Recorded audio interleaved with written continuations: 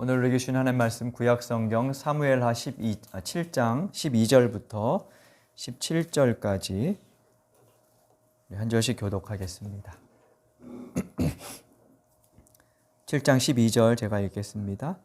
너의 생애가 다하여서 내가 너의 조상들과 함께 묻히면 내가 내 몸에서 나올 자식을 후계자로 세워서 그의 나라를 튼튼하게 하겠다. 바로 그가 나의 이름을 드러내려고 집을 줄 것이며 나는 그의 나라의 왕위를 영원토록 튼튼하게 하여 주겠다. 나는 그의 아버지가 되고 그는 나의 아들이 될 것이다. 그가 죄를 지으면 사람들이 저의 자식을 매로 때리거나 채찍으로 치듯이 나도 그를 징계하겠다. 내가 사울에게서 나의 총애를 거두어 나의 앞에서 물러가게 하였지만 너의 자손에게서는 총애를 거두지 아니하겠다. 내 집과 내 나라가 내 앞에서 영원히 이어갈 것이며 내 왕위가 영원히 튼튼하게 서 있을 것이다. 나단은 이 모든 말씀과 계시를 받은 그대로 다윗에게 말하였다. 아멘. 오늘은 다윗 다시 보기라는 제목으로 말씀을 함께 보도록 하겠습니다. 지난주에 사무엘하 16장부터 31장까지를 살펴봤습니다.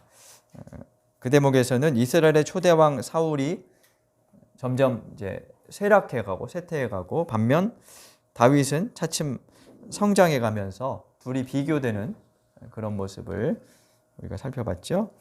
사무엘상 마지막 장면에서 다윗 죽이기에 혈안이 돼 있던 사울은 블레셋과의 전쟁 중에 세 명의 아들과 함께 전사합니다.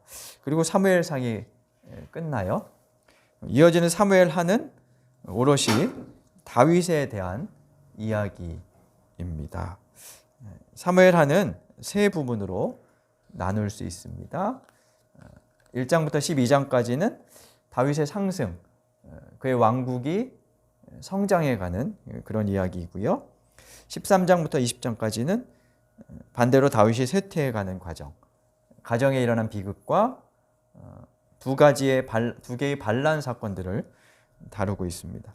그리고 마지막 21장부터 24장까지는 부록이라고 하는데, 부록이라고 하면 뭐 중요하지 않은 것처럼 생각을 하지만 사실 그렇지는 않고요.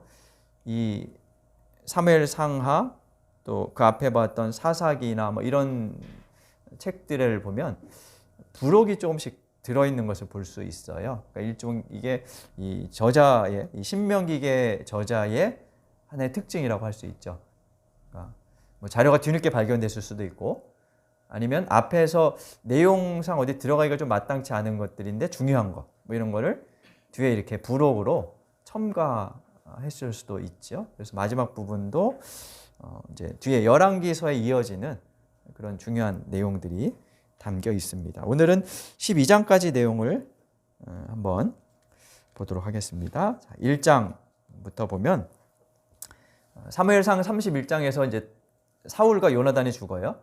그리고 1장은 다윗이 그 두 사람을 위한 조가, 그러니까 애도하는 노래를 부르는 장면이 펼쳐집니다. 여기에서 다윗은 자기가 지은 조가를 유다 백성들, 그러니까 유다 지파 전체에게 전파해서 모두 다 노래 불러라, 익혀라, 이렇게 명령을 합니다. 그게 사무엘하 1장 18절에 기록되어 있어요. 유다 사람들에게 이것을 가르쳐서 부르게 했습니다. 이유가 뭐였을까요? 우선 다윗은 사울의 아들 요나단에 대한 깊은 애정이 있었어요. 사무엘상에서 우리가 본 것처럼 요나단이 다윗을 도와주고 그래서 여러 차례 위기를 넘겼죠. 그래서 둘은 서로를 보호하기로 언약을 맺었어요. 그래서 이 조가에는 사울에 대한 애도도 있지만 특히 요나단에 대한 다윗의 깊은 그 어떤 감정, 뭐 이런 것들이 담겨 있어요. 또 한 가지는 정치적인 측면도 고려했다고 볼 수 있어요. 사무엘상에서 보면 다윗은 사울을 두 차례 죽일 수 있는 기회가 있었는데 죽이지 않죠. 그리고 1장에도 보면 이런 대목이 나와요. 사울이 죽던 자리에 있던 어떤 사람이 다윗에게 와서 자초지종을 묻는 다윗에게 자기가 사울을 죽였다고 그래요. 다윗이 어떻게 했을까요? 사울을 죽였다는 그를 처형해요. 네, 사무엘상 마지막에 보면 사울은 자살하거든요.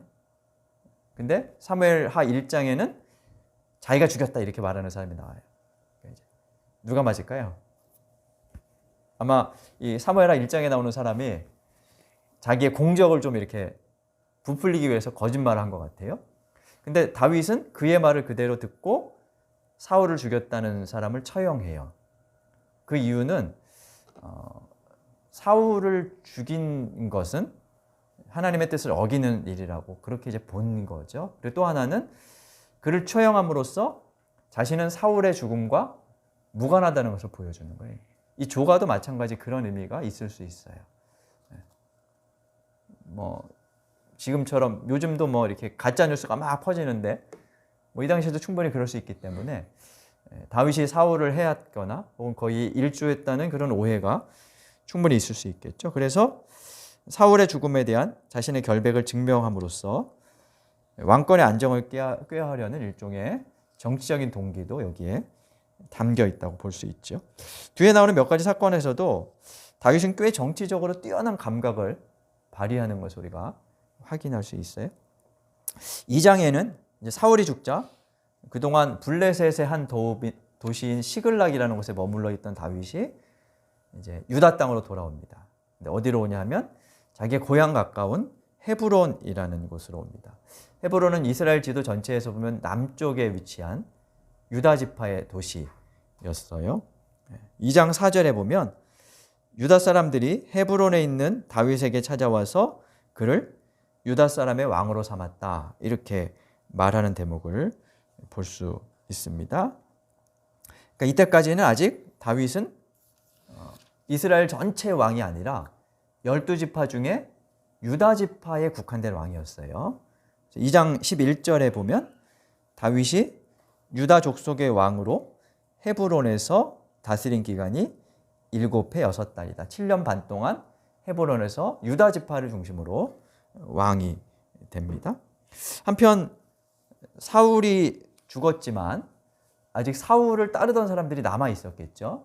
그 중에 이제 대표적인 인물이 사울의 군 사령관이었던 아브넬이라는 사람이었어요. 이 아브넬이 사울의 남겨진 아들 이스보셋이라는 인물을 내세워서 북쪽 사람들을 규합해서 나라를 세웁니다. 나라를 이어갑니다. 그걸 성경은 이스라엘이라고 이렇게 이제 표현을 하고 있어요. 그게 이제 2장 10절에 나오죠. 사울의 아들 이스보셋은 이스라엘의 왕이 될 때 40살이었다. 그는 2해 동안 다스렸다. 이렇게 나오죠.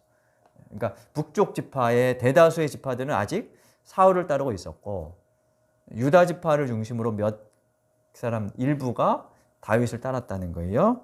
3장 1절을 보니까 사울 집안과 다윗 집안 사이에 전쟁이 오래 계속됐다. 이렇게 말하죠. 그러면서 사울 집안은 점점 약해지고 다윗 집안은 점점 강해졌다라고 그 기간의 사건들을 요약합니다. 이렇게 두 집안, 두 세력이 갈등을 겪다가 북쪽에서 아브넬이 살해되는 일이 벌어져요. 물론 이제 남쪽에 왔다가 살해되긴 하지만 어쨌든 군사령관 아브넬이 죽고 이스보셋이 시리에 빠져요. 그래도 자신을 지키던, 물론 두 사람 사이에도 세력 다툼이 있긴 했지만 어쨌든 이스보셋 입장에서는 군사령관이니까 좀 이렇게 의지했겠죠. 근데 그가 죽자 이스보셋이 시리에 빠져요. 그리고 그 틈에 또 다른 군 지휘관들이었던 사람들이 이스보셋을 살해해요. 왕을 시해한 거죠. 그리고 그들이 이스보셋의 목을 베서 다윗에게 망명을 합니다. 그러니까 다윗 집안과 사울 집안이 싸우고 있었는데 사울 집안의 우두머리를 죽이고 다윗에게 망명했어요. 다윗이 어떻게 했을까요? 옳다거나 잘했다 이러지 않고 두 사람을 처형해요. 그리고 이스보셋의 그 머리 시신은 없었을 테니까를 정성껏 장례를 치러줘요. 이 장면도 다윗의 정치 감각을 우리가 확인해 볼 수 있는 대목이라고 할 수 있어요. 적장을 죽이고 온 사람들을 그대로 받아주면 사울 집안 망하기를 기다렸구나 하는 오해를 아마 살 수 있었을 거예요. 그래서 애초에 그런 것들을 다윗은 차단하는 거죠. 그리고 이스보셋의 장례를 잘 치러줌으로써 사울을 따르던 사람들의 마음을 얻을 수 있지 않을까, 이렇게 아마 기대했던 것 같아요. 실제로 5장에 가면 이제 3장과 4장에 그런 이스보셋의 집안이 이제 쇠해가는, 그리고 사라지는 그런 과정을 다루고 있고요. 이제 실제 5장에 가면 이스보셋을 따르던 사람들이 다윗에게 찾아오는 장면이 펼쳐집니다. 5장 1절을 한번 볼까요?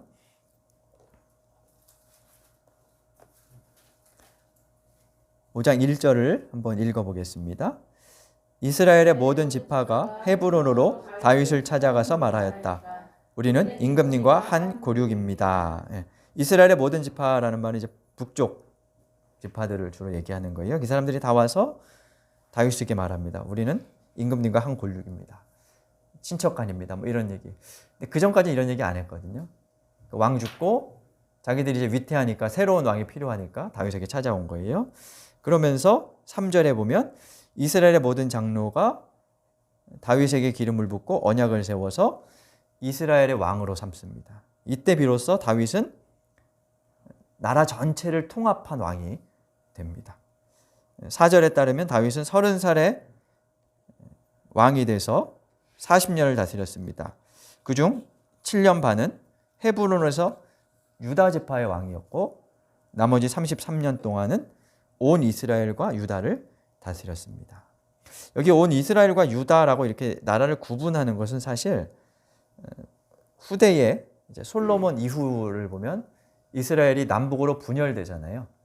그것을 배경으로 하는 이야기예요. 그러니까 후대에 기록했기 때문에 자기들의 삶의 자리를 가지고 이스라엘을 이렇게 구분하고 있는 거죠. 그래서 주로 사무엘하 혹은 열왕기서에 이스라엘, 유다 이렇게 나오는 것은 이스라엘은 북쪽, 유다는 남쪽을 지칭하는 그런 용어로 이제 쓰입니다. 이렇게 해서 다윗은 이스라엘 전체의 왕이 됩니다. 그리고 두 가지 왕권의 안정을 위해서 두 가지 일을 합니다. 첫째는 수도를 이전합니다. 헤브론에서 있다가 예루살렘이라는 곳으로 옮겨갑니다. 헤브론은 아까 말씀드린 것처럼 유다 지파에 속한 도시로 이스라엘 남부였어요. 반면 예루살렘은 보다 북쪽으로 해발 약 790m 정도 되는 산악 도시였습니다. 적의 공격으로부터 우선 방어하기가 유리했던 곳이고요. 그리고 남북을 아우를 수 있는 그런 곳이었어요. 다윗에게는 자신의 속했던 고향 가까운 곳에 있으면 아무래도 그 인척들의 영향을 받을 수밖에 없겠죠. 그래서 그런 영향을 에서 벗어나서 전체를 통합하기 위한 최적의 장소로 예루살렘이 적합하다고 보았을 거예요. 그래서 예루살렘으로 이제 수도를 옮깁니다. 그리고 또 하나는 언약궤를 예루살렘으로 옮기는 작업을 시행합니다. 이 두 가지는 왕권 안정화의 작업이었어요. 수도를 옮김으로써 나라 전체를 하나로 통일시키고 언약궤를 옮김으로써 종교적인 안정을 꾀하는 겁니다. 언약궤는 하나님의 임재의 상징이죠. 언약궤를 옮겨온다는 것은 하나님으로부터 자신의 왕권의 정당성을 인정받는다는 의미가 있어요. 그래서 언약궤를 예루살렘에 옮겨옴으로 왕권의 신적인 정당성을 인정받고 나라를 정치뿐만 아니라 종교적으로도 통합하려는 그런 시도를 이제 한 거죠. 그리고 7장에 가면 그 언약궤를 모실 성전을 지으려는 계획을 세워요. 그래서 당시에 예언자였던 나단이라는 사람을 불러서 내가 성전을 지으려고 한다 하는 계획을 이제 발표하죠. 처음에는 나단이 좋게 봤는데 나중에 하나님께서 이 성전 건축을 이제 반대하시는 표현을 하시면서 다윗은 건축을 하지 못하게 됩니다. 성전 건축은 이런 의미가 있어요.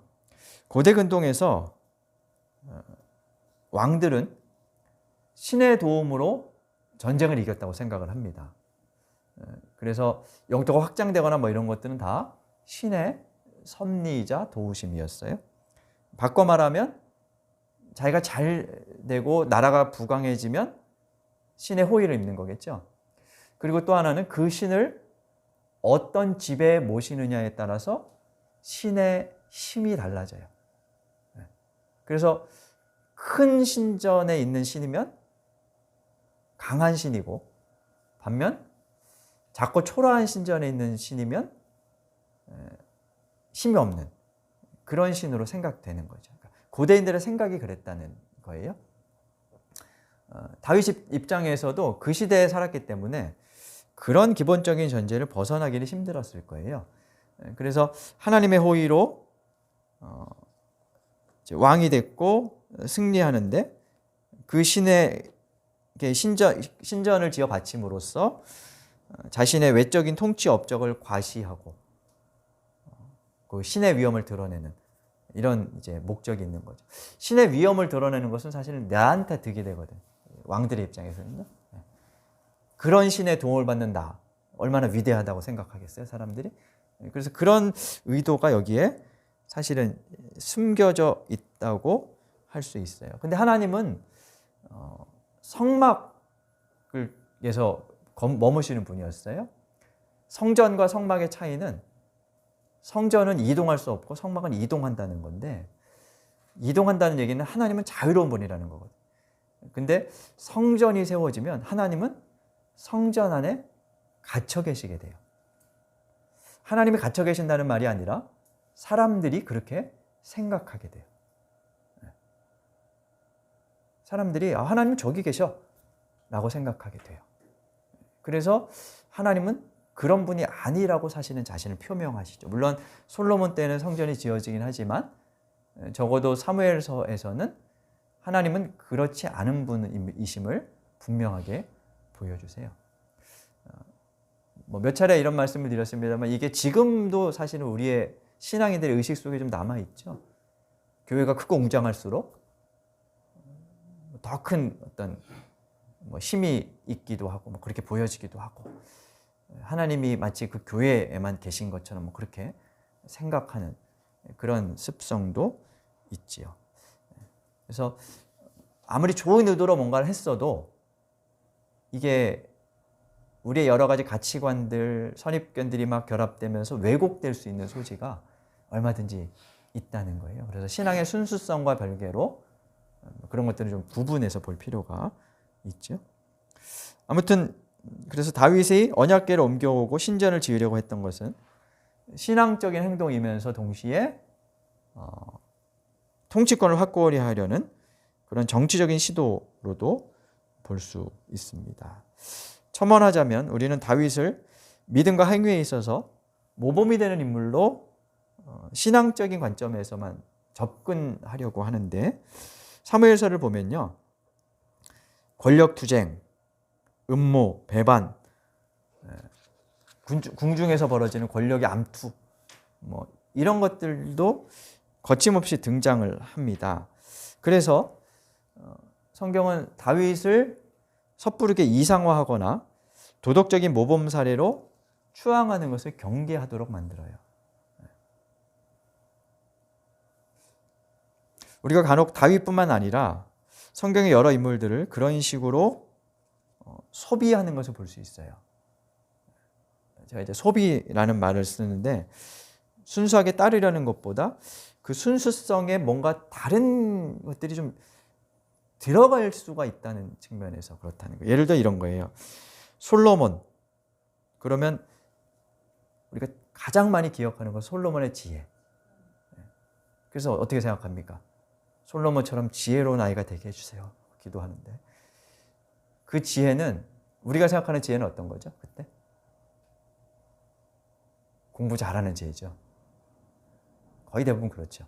솔로몬의 지혜라고 생각할 때 우리가 생각하는 지혜는 공부 잘하는 것, 그래서 그걸 통해서 성공하는 것, 뭐 이건데, 근데 사실은 성경에서 이야기하는 지혜는 그런 것이 아니거든요.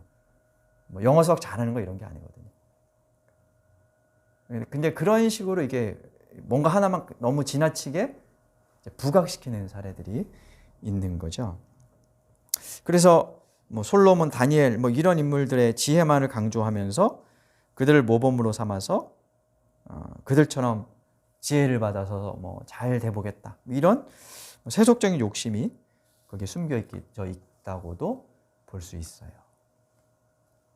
시중에 판매되는 서적 중에 이런 것들이 있어요. 솔로몬 학습법, 다니엘 학습법.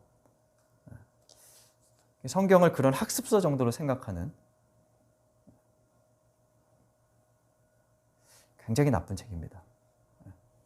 그거 없어도 공부할 수 있어요. 뭐 그런 거 가지고 성경이 그런 거 가르치는 책이 아니에요. 자꾸 그런 식으로 이야기하는 것은 별로 성경을 잘 읽는 태도는 아닙니다. 그리고 목회자와 성도들이 그래서 성경이나 신앙을 자기도 모르는 사이에 그런 식으로 사실은 도구화할 수가 있어요.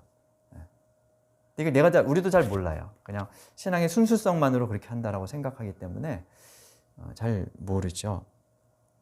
다윗을 보면 그에게는 분명히 신앙적 순수성과 아울러 정치적인 의도가 함께 들어 있었습니다. 사람에게는 다 그런 양면성이 있습니다. 사람의 현실 혹은 인간의 내면을 어떤 한두 개의 단어로 단순화시킬 수 없어요. 얼마나 복잡합니까? 그래서 그런 측면을 우리가 이해하면서 스스로를 살펴야 하는 거죠. 그리고 다른 사람에 대해서도 너무 단순하게 이래서 그래 저래서 이래 뭐 이런 식으로 평가하는 것은 바람직하지 않습니다. 자기 비전이나 계획에 매몰돼서 얼마든지 하나님의 영광이라는 명목으로 자기의 꿈을 이루거나 자기 세력을 추구하는 일을 우리가 얼마든지 할 수 있기 때문입니다. 아무튼 다윗의 성전 건축 계획에 대해서 하나님은 나는 살 집이 필요 없다면서 거절하세요. 반면 그의 마음은 받아주신 것 같아요. 그리고 다윗에게 두 가지를 약속하시는데 그 약속의 장면이 7장에 기록되어 있습니다. 이것을 예언자 나단이 받아서 전했다고 해서 나단 예언, 나단 신탁 이렇게 부르기도 하고요. 하나님께서 다윗과 맺으신 언약이라고 해서 다윗 언약이라고도 말을 합니다.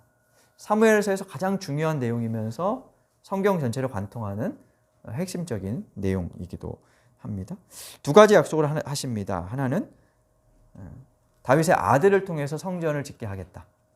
그 약속은 이루어지죠. 솔로몬에 의해서 이루어집니다. 두 번째 약속은 다윗의 왕조가 영원히 이어지게 하겠다는 것입니다. 그것이 우리가 읽은 오늘 본문 말씀입니다. 13절에 보면 12절과 13절에 보면 너의 후계자들을 세워서 나라를 튼튼하게 하고 왕위가 영원토록 튼튼하게 해줄겠다. 징계하긴 하겠지만 내 총애를 거두진 않겠다. 이렇게 말씀을 합니다. 16절도 보니까 내 집과 내 나라가 영원할 것이다. 영원히 튼튼할 것이다. 영원이라는 말을 몇 번 반복하면서 하나님께서 약속을 하십니다. 이 약속은 이루어졌을까요? 이 약속은 이루어지지 않았습니다. 다윗이 죽고 나서 약 400년 후에 나라가 멸망함으로써 그의 왕조가 영원할 것이라는 하나님의 약속은 이루어지지 않았습니다. 그런데도 패망 후에 이스라엘 사람들은 이 하나님의 약속을 계속해서 신뢰했어요. 믿었어요. 하나님께서 다윗의 후손을 통해서 자신들의 나라를 회복시키실 거라 기대했죠. 그것을 우리가 메시아 대망 사상이라고 부릅니다. 오늘 이 본문이 다윗 이스라엘 역사에서 면면이 이어져 온 메시아 대망 사상의 근거가 된 그런 구절이죠. 그리고 8장에 가면 다윗의 정복 전쟁 이야기가 요약돼 있어요. 8장 1절에 보면 그 뒤에 다윗이 블레셋 사람들을 쳤다. 그들을 굴복시켰다. 이렇게 말하고 있습니다. 오랜 숙적이었던 서쪽의 블레셋을 비롯해서 동쪽의 모압, 소바 등 여러 지역을 복속시킵니다. 근데 5장부터 8장까지를 보면 재미있는 구조를 발견할 수 있어요. 제가 이렇게 PPT에 띄워놨는데요. 5장 끄트머리에 다윗이 예루살렘을 정복하고 수도를 옮긴 다음에 다윗이 블레셋을 싸워서 이겼다는 내용들이 쭉 5장 17절부터 서술돼 있어요. 그리고 6장 7장에는 언약궤를 옮기고 나단 신탁, 다윗 언약이 주어지는 그런 내용이 펼쳐져 있고요. 다시 8장 1절에서 블레셋을 정복했다는 얘기가 또 나와요. 이 얘기는 무엇을 의미하냐 하면 6장과 7장의 내용을 블레셋 정복이라는 것으로 가로로 묶음으로써 그 틀 안에서 이해하도록 만들어주는 거예요. 다시 좀 말씀드리면 뭐 이런 거죠. 5장에서 다윗 얘기, 다윗이 블레셋을 정복한 얘기 쭉 썼잖아요. 8장 1절에서 다시 쓸 필요가 없죠, 사실. 거기서 쭉 가면 돼요. 한 얘기 쭉 하고 그 다음 단계로 넘어가면 돼요. 근데 한 대목을 쓰고 나서 중간에 6장, 7장을 삽입하고 8장에서 다시 그 정복하는 이야기가 길게 나열돼요. 이 말은 6장, 7장의 내용이 정복전쟁과 연결된다는 거예요. 바꿔 말하면 이런 거예요. 다윗이 정복전쟁을 8장에서 굉장히 많이 벌이고 성공하는데 그것은 다윗 언약의 결과라는 거예요. 그러니까 하나님께서 약속하셨고 그 약속이 어떻게 성취되는지를 8장을 통해서 보여주는 거예요. 근데 그걸 만약에 앞에 써버리면 그런 연결이 안 되죠. 그래서 사무엘서는 의도적으로 그런 배치를 통해서 8장을 다윗 언약의 맥락 안에서 블레셋과의 전쟁 뭐 이런 것들을 그 맥락 안에서 읽도록 그렇게 만들었다고 볼 수 있어요. 이렇게 이제 8장에서 쭉 다윗이 정복 전쟁을 승리합니다. 8장 6절과 14절에 보면 다윗이 어느 곳으로 출전하든지 주님께서 그에게 승리를 주셨다라는 것으로 다윗 이야기를 요약하고요. 15절을 한번 같이 읽어볼까요? 8장 15절. 8장 15절 같이 읽어보겠습니다. 다윗이 왕이 되어서 이렇게 온 이스라엘을 다스릴 때에 그는 언제나 자기 모든 백성 공평하고 의로운 법으로 다스렸다. 다윗의 통치를 요약해요. 한마디로 공평하고 의롭겠다. 한마디로 하나님께서 원하시는 나라가 되어갔다는 것입니다. 그리고 이제 9장으로 이제 이어지는데요. 잠깐 지도를 한번 보고 넘어갈게요. 보시는 왼쪽 지도를 보면 다윗 시대의 그 영토입니다. 성경에 보면 이스라엘의 영토를 어떻게 표현하냐 하면 단에서부터 부엘세바까지 이게 이스라엘의 영토였다 이렇게 표현해요. 단은 북쪽 경계이고요. 부엘세바는 남쪽 경계예요. 화살표로 그냥 표시하는데 그 글씨는 잘 안 보이지만 여기가 단이고 부엘세바가 여기에 있습니다. 이것이 가나안 정착했을 때 분배받은 땅이었어요. 그리고 사울 시대 뭐 쭉 이렇게 요 영토화가 대부분이었습니다. 그러니까 단에서부터 부엘세바까지 요 표현이 성경에 종종 나오는데 마치 우리 표현을 하면 이런 거랑 같은 거죠. 우리 표현할 때 어떻게? 우리나라 표현할 때 어떻게 말해요? 백두에서 한라까지, 백두산부터 한라산까지. 그거랑 좀 비슷한 이제 일종의 이제 하나의 문구인데 이런 영토가 크게 확장된 때가 두 번 있었어요. 첫째는 다윗과 솔로몬 시대. 그래서 다윗과 솔로몬 시대에는 영토가 여기에서 이만큼까지 이 위에까지 이렇게 확장이 쫙 됩니다. 성경에 보니까 남쪽으로는 에시온 게베르는 항구 도시까지, 북쪽으로는 하마더기 유프라테스강 유역까지로 크게 확장된다고 볼 수 있어요. 지금 치면 지금 이스라엘 지도를 보면 이스라엘이 있고 그 위쪽에 시리아가 있거든요. 그 시리아 위쪽이 이제 터키인데 그 시리아를 넘어서 터키 경계선까지 거의 확장했다는 것이었어요. 다윗 시대에 이랬고요. 또 그다음에 저쪽 편의 지도는 주전 8세기 다윗부터 한 200년쯤 후에 여로보암 2세 때 영토였어요. 여로보암 2세 때도 다윗 시대에 버금가도록 영토가 확장돼요. 두 시대의 왕들의 그 역사에서 영토가 비슷해요. 나라가 그만큼 번영했다는 거예요. 근데 두 왕의 모습은 사뭇 달라요. 다윗은 하나님께 인정받은 선한 왕으로 우리가 알고 있지만 여로보암 2세는 매우 악한 왕이었어요. 그가 얼마나 악했냐 하면 호세아와 아모스가 그의 시대에 활동을 했어요. 정의를 세워라 뭐 이러면서 아모스가 예언을 하죠. 무엇을 보여주는 걸까요? 둘이 외적으로 볼 때 나라 영토가 커지면서 부강해진 것은 똑같아요. 근데 내면은 좀 다르죠. 이렇게 말씀드리고 싶어요. 영토 확장의 결과만은 보면 비슷하지만 그 결과만으로 뭐 하나님의 복이라거나 은혜의 결과라는 표현을 쓰는 것은 부당할 수 있다는 것이에요. 여로보암 2세는 이렇게 크게 확장된 영토에서 나오는 수확물로 자기 배를 불리며 살았어요. 귀족들이 잘 살았죠. 그래서 아모스가 그것을 아주 가열차게 호되게 책망하죠. 다윗 시대에는 반대로 공평과 의로운 법으로 다스려졌죠. 이 말은 우리가 갖고 있는 어떤 것들이 어떻게 사용되느냐에 따라서 달라질 수 있다는 것을 보여줘요.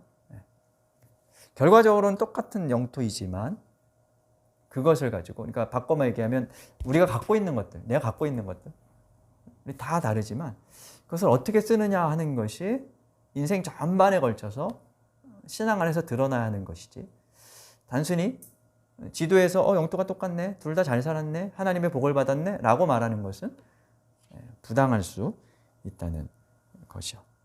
그래서 지금 한순간 무엇을 판단하는 것은 사실 옳지 않다는 것을 볼 수 있습니다.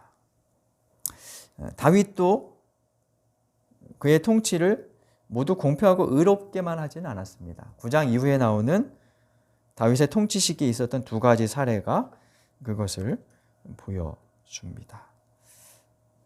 8장부터 다시 보면요. 넘겨주시면 8장에 아까 다윗의 정복전쟁이 나왔다 그랬어요. 그리고 그 다윗의 정복전쟁 이야기는 9장을 넘어서 10장에 나오고 다시 11장을 넘어서 12장 말미에 나와요. 그리고 9장과 11장에는 다윗이 행했던 두 가지 통치 사례가 기록되어 있어요.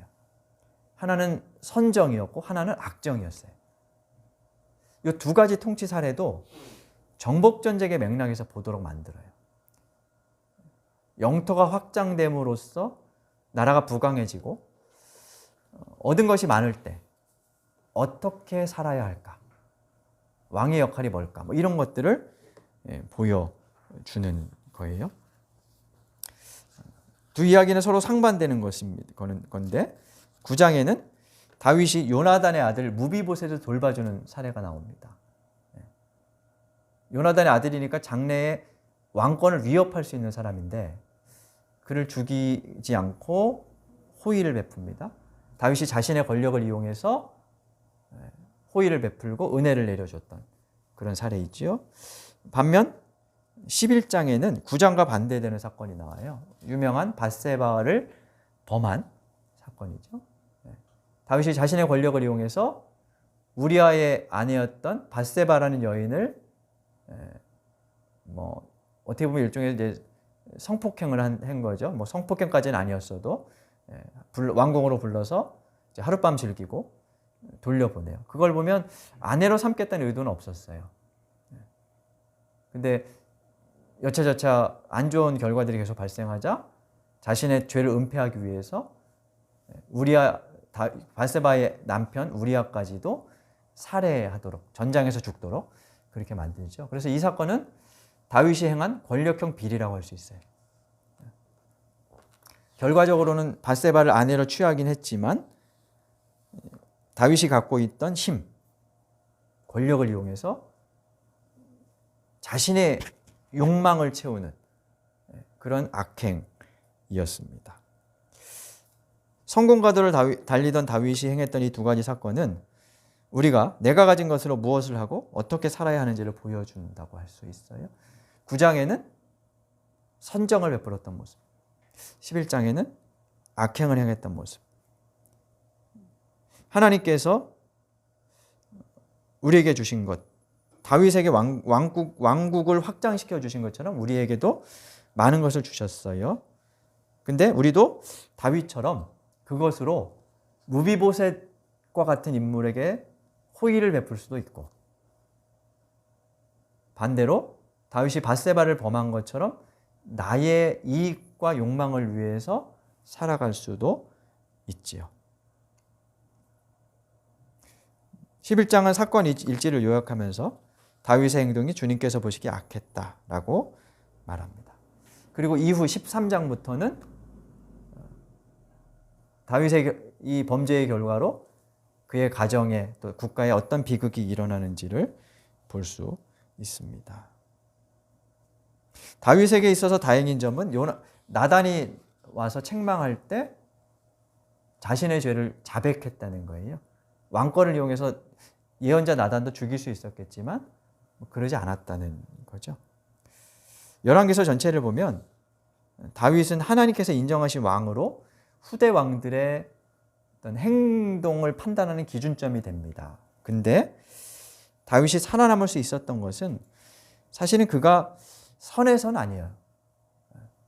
사무엘서는 그가 선한 사람이었다는 것을 아주 강조해서 보여주지는 않습니다.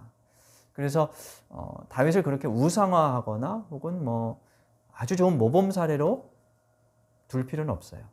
그럼 그가 살아남았던 이유는 무엇이었을까요? 아까 읽었던 사무엘하 7장에 있어요. 하나님의 약속. 내가 나의 총애를 거두지 않겠다. 하나님은 다윗의 악행에도 불구하고 스스로 하신 그 약속, 언약에 자기를 가두세요. 거기에 스스로 매이시는 거죠. 그리고 그 매임의 결과로 다윗은 호의를 입게 됩니다. 성경은 그것을 우리에게 보여줘요. 다윗의 모범을 보여준다기보다 그도 권력에 취하고 흔들릴 수 있는 사람인데 그런 인간을 이해하시고 일방적인 호의와 헤세드를 베푸시는 하나님을 보여주는 거죠. 그래서 그 하나님을 보게 만드는 겁니다.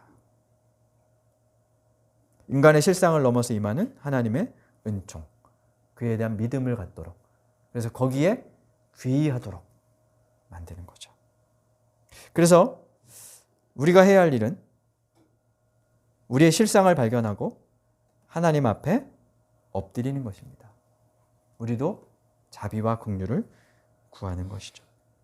그리고 더 나아가서 하나님께서 베풀어 주시는 그 호의를 나를 위해서 쓰는 것이 아니라 타자를 위해서 쓰도록 살아가는 것입니다. 하나님 앞에 그와 같은 마음으로 나아가는 우리 모두에게 하나님의 무한한 호의와 자비가 임할 수 있기를 간절히 바랍니다. 우리 말씀을 생각하며 함께 기도하겠습니다.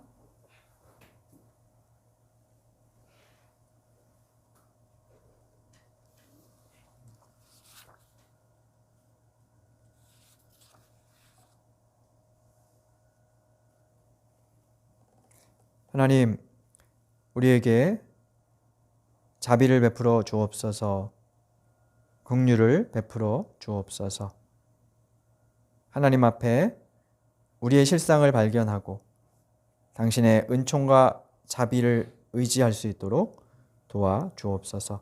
더 나아가 나를 위한 삶이 아니라 타자를 위한 삶을 살게 하옵소서. 예수님 이름으로 기도드립니다. 아멘.